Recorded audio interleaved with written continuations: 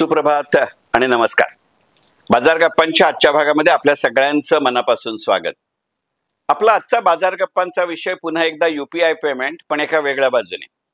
आपल्याला सगळ्यांना कल्पना आहे की अगदी काही दिवसांपूर्वी बाजार गप्पांच्या आपल्या भागामध्ये आपण ज्या पद्धतीनं गुगल पे, भीम पे सारख्या वेगवेगळ्या UPI पेमेंटचा विचार करतोय, त्याची गेल्या वर्षभरात म्हणजे जुलै 2024 ते जुलै 2025 याच्यामध्ये या माध्यमातून होणाऱ्या व्यवहारांची संख्या आणि त्यातल्या एकूण रकमेचं प्रमाण याचा विचार केला होता.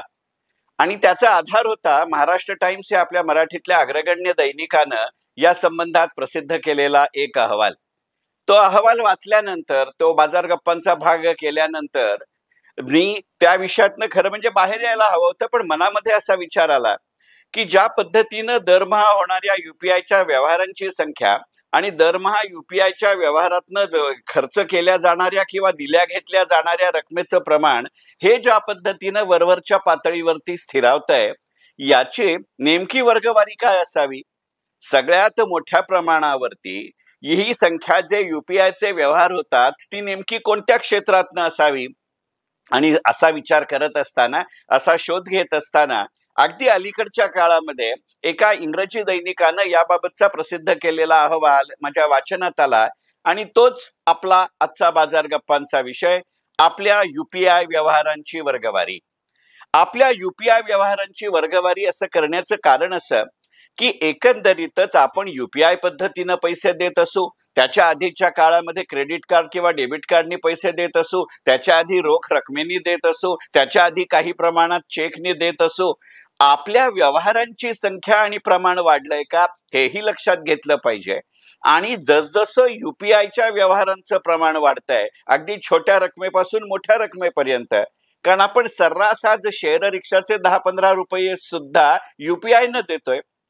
अनेक रिक्षांमध्ये आपल्या पॅसेंजर सीटचा जो फेसिंग असतं त्याच्यावरतीच त्याचा स्कॅनर लावलेला असतो आणि आपण उतरायच्या आधीच त्याच्यावरनं पैसे देत असतो.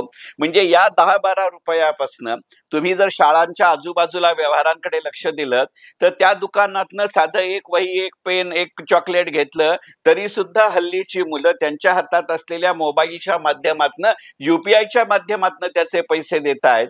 याचा अर्थ त्या प्रमाणामध्ये UPIचं प्रमाण जसं वाढतंय त्या प्रमाणामध्ये क्रेडिट कार्ड, डेबिट कार्ड याचा परिणाम कमी होतोय का?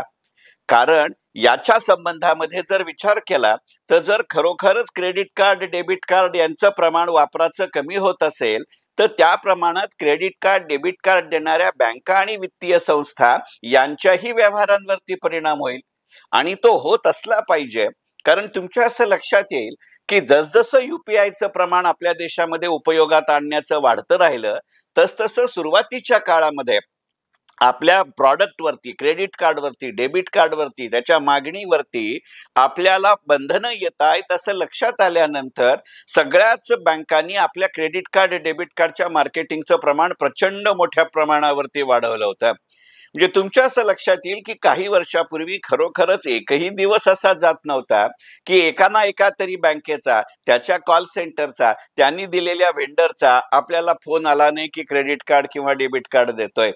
पण जसजसं UPI पेमेंटच्या व्यवहारांची संख्या आणि UPI पेमेंटच्या व्यवहारांमध्ये गुंतलेल्या रकमेचं प्रमाण या दोन्हीमध्ये एका वरच्या पातळीवरती स्थैर्य येत गेलं तसतसं असं क्रेडिट कार्ड किंवा डेबिट कार्ड यांचा उपयोग कमी होत गेला. बँकांच्या दृष्टीनं हे गणित वेगळ्या पद्धतीचं आहे, कारण आजपर्यंतचा अनुभव असा होता की क्रेडिट कार्ड आणि डेबिट कार्ड याच्यामधनं बँकांना नियमितपणानं मिळणाऱ्या उत्पन्नाचं प्रमाण जास्त होतं. ते कार्ड वापरता यायचं असेल, तुम्हाला वापरण्याची इच्छा असेल तर तुमच्या सेव्हिंग अकाउंटमध्ये एक विशिष्ट मिनिमम रक्कम तुमची डिपॉझिट म्हणून ठेवली पाहिजे. यातनं बँकांना तरती डिपॉझिट मिळत होती. आणि हाऊसिंग लोन हा सगळ्यात मोठा घटक आहे की ज्याच्यामध्ये कधीही बँकांना बॅड डेट्स होत नाहीत, त्याची रिकव्हरी वेळेवर होते. इतकं प्रमाण क्रेडिट कार्ड, डेबिट कार्डाचं नव्हतं.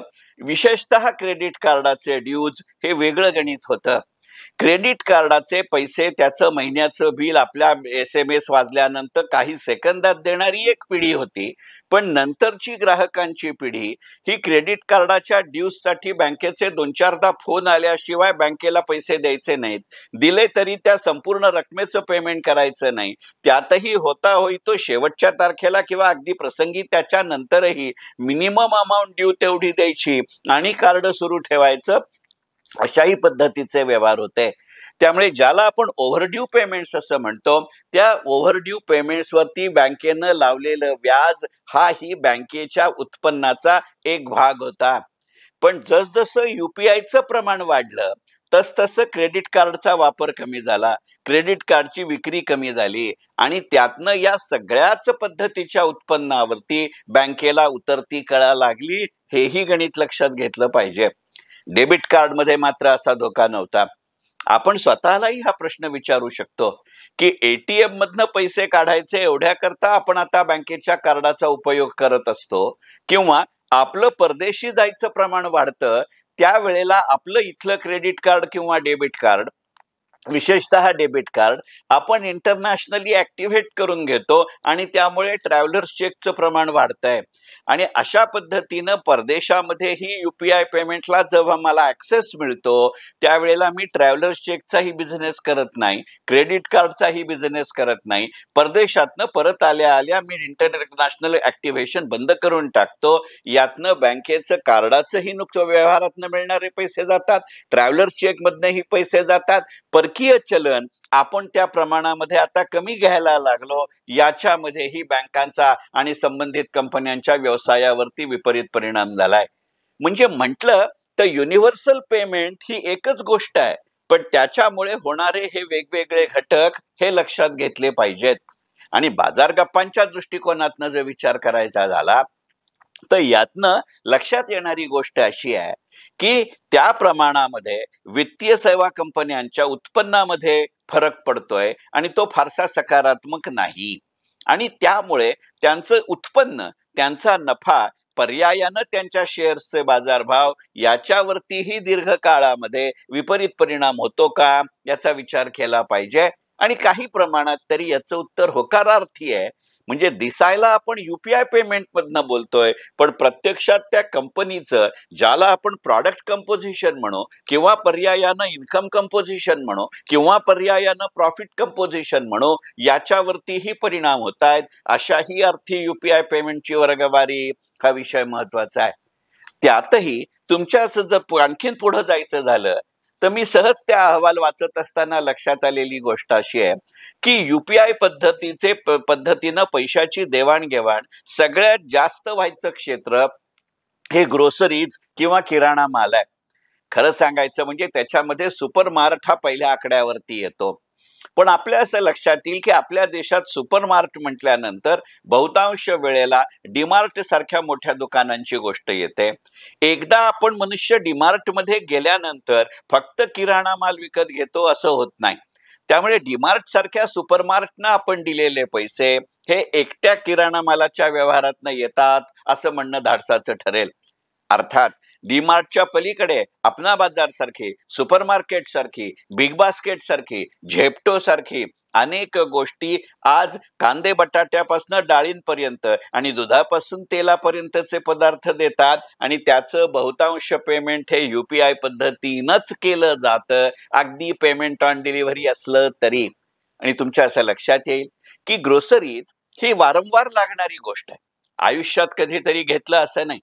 आता मला विशेषतः एक गोष्ट लक्षात घेतली पाहिजे की तुमच्या माझ्यासारखे जे 50च्या पुढचे आहेत त्यांना महिन्याचं सामान घरी भरून ठेवायची पद्धत आहे.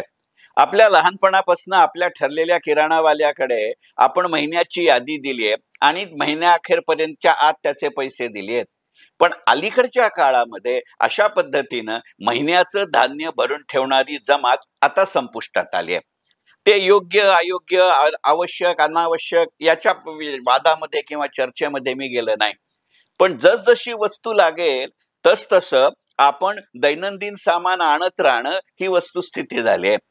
त्यामुळे रक्कम जरी वाढली नाही तरी सातत्य, प्रमाण आणि संख्या वाढली आणि शेवटी UPI payment is a game of volume, it was never a game of margin.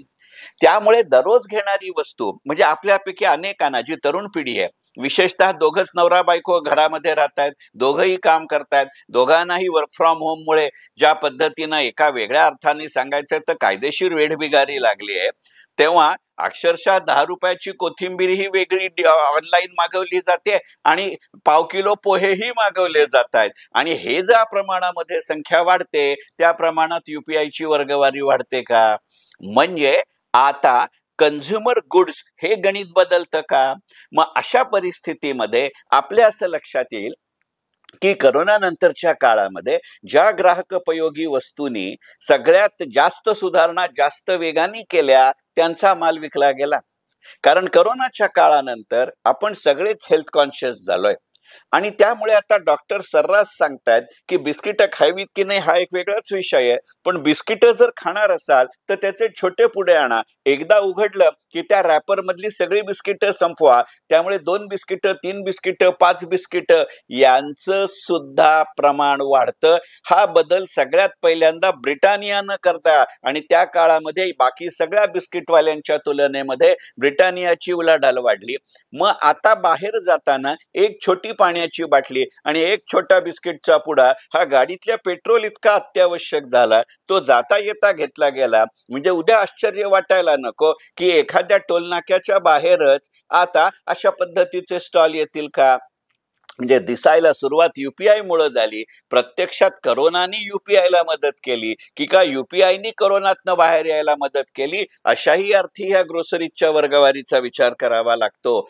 आणि असा बदल करणाऱ्या कंपन्या, मग ती टाटा कन्झ्युमर असेल, ती ट्रेंट असेल, याचा फायदा होतो का? आणि त्यामुळे ते शेअर्स करोना नंतरच्या काळामध्ये चालतात का? अगदी सध्याच्या अस्थिर परिस्थितीतही याचा विचार केला पाहिजे.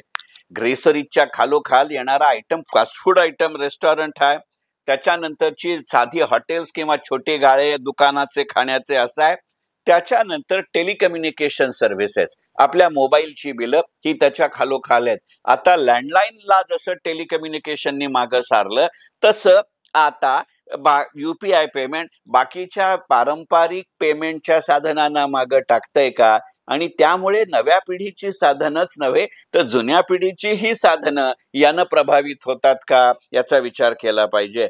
त्याच्या बरोबरीने सगळ्यात महत्वाची गोष्ट म्हणजे सर्व्हिस स्टेशन्स. सर्व्हिस स्टेशन्स याचा अर्थ ज्या गाडीसाठी आपलं 2 व्हीलर 4 व्हीलरसाठी आपण चार्जिंग असेल, गॅस असेल, पेट्रोल असेल, डिझेल असेल ते भरतो, ते सगळ्यात लक्षात घेऊ.